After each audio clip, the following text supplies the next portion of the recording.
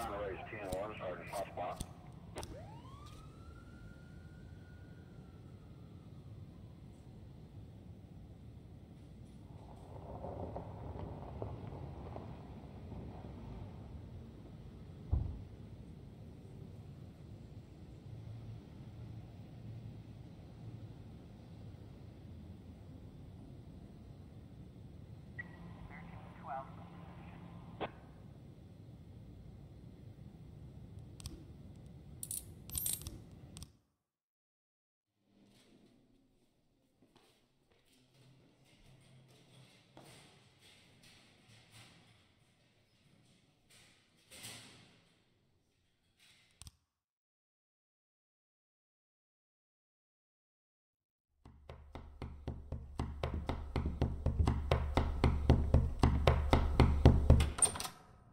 Mr. Boyd, I am Agent Avrahami, and this is Agent Roberts. You'll have to come with us.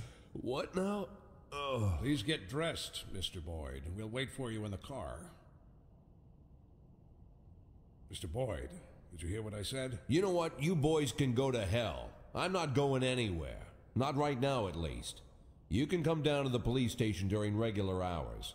You can't just come to my house while I'm sleeping, pull me out of bed without any breakfast. Right now, the only place I'm going is back to bed. I'm closing the door now, and if you... Jack, what's all this? I told everyone what a great sport you are and how fun it would be to play a little joke on you. Where's your sense of humor gone? Ethan, it's 5 in the morning. At this hour, the only thing that'll get me laughing is one of you feds slipping on a banana peel. Well, what'd I tell you? He's such a joker. You're getting old, Ethan. You're getting fatter, Jack. And you're getting boring. And you're getting fired. Fine. You win. But you're still a snappy dresser, Jack. As I'm sure you can guess, we've got an assignment here in Freeburg. Come on, let's go. We'll fill you in at the scene. Oh, and I really am glad to see you, Jack. You have no idea.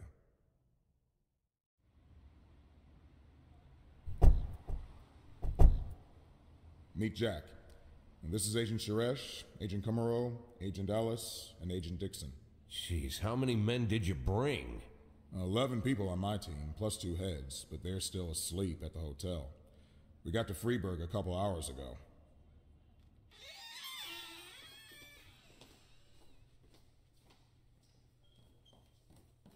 Actually, I was asked not to communicate with the local police, at least until the press conference, but, well, you're a friend. And by the way, you're lucky you didn't have time for breakfast.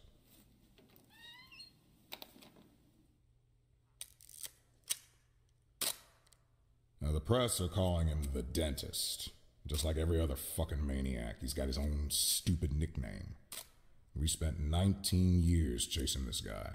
The MO is always the same. He kills young women in a small town, drops out of sight, and then reappears on the other end of the country with a fresh set of victims. He kills without hesitation, stuns the victim, then strangles her while she's unconscious. And that's when things get fun. He uses a power tool to remount the dead girl's mouth. For 5 years, we've heard nothing. That's the longest break he's ever taken. Then 6 hours ago, we got a crazy anonymous tip that the dentist was in Freeburg, and he'd already committed his first murder. They even told us the address of the house. Looks like our anonymous tip came from the dentist himself, but that hasn't been verified yet. Oh, Dixon, don't go anywhere. So, Jack, listen. Dixon will take you to the station. You can bring your people up to speed. I'm looking forward to full cooperation, and it would be great if you could bag a criminal like this before you retire. A nice farewell. You know what I'm saying, Jack? Yeah, a nice farewell. And Dixon, Mr. Boyd will tell you where to take him. Come on, look alive. You're the police chief's driver today, if that's good enough for you. I'll come around to see you tonight. Buy us some beers, huh? But not that piss you normally drink. That stuff gives me wicked heartburn.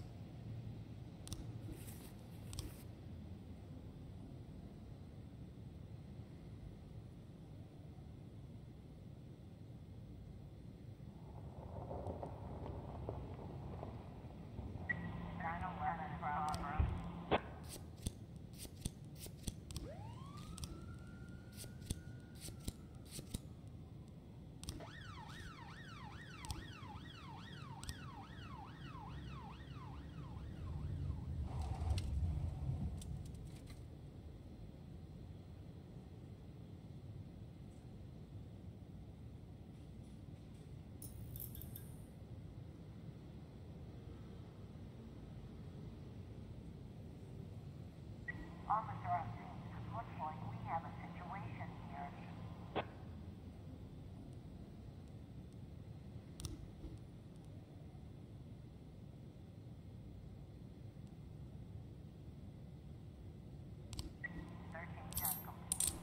Officer on scene. Looks like we have a situation here.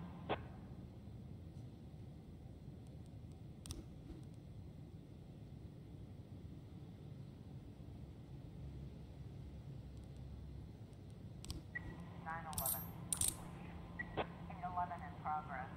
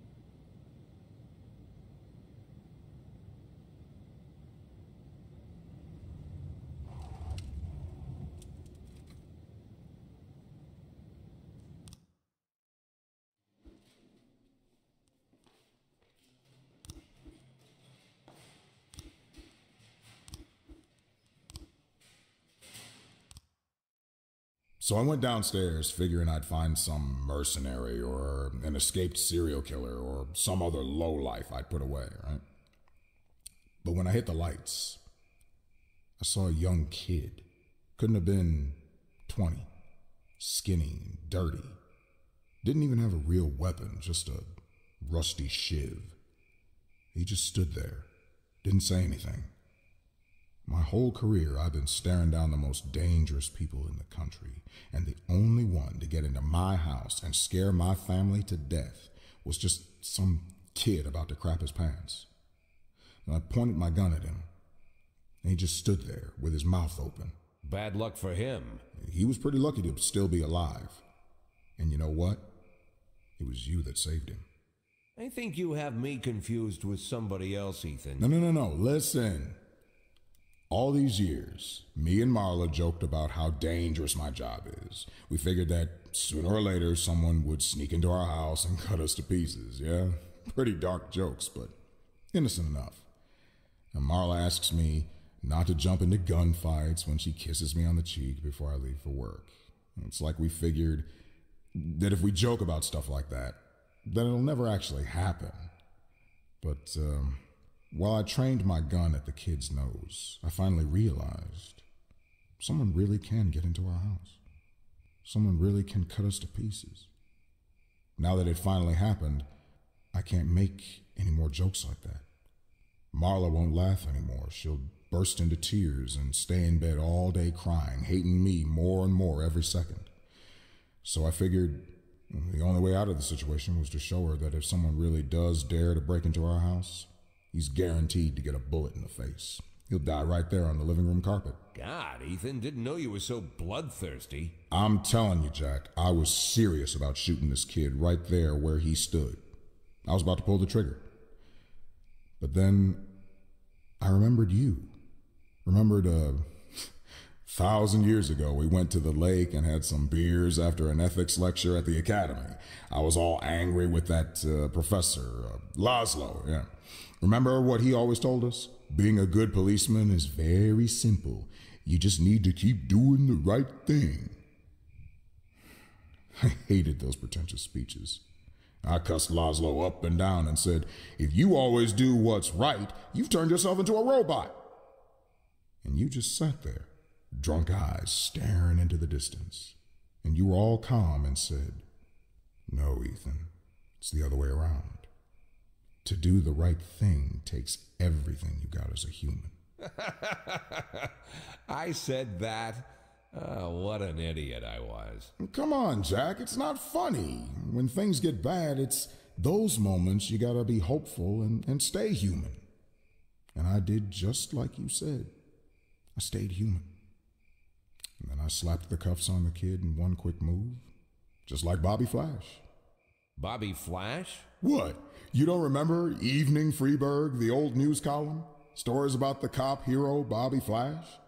Yeah, I heard they even published a book a few years ago. Oh, that Bobby Flash. Yeah, that Bobby Flash. How can you not remember Bobby Flash? We all argued at junior high about which one of us would be Bobby Flash when he grows up.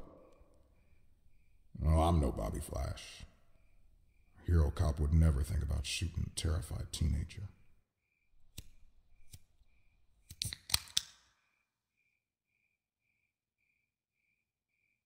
But wait a minute.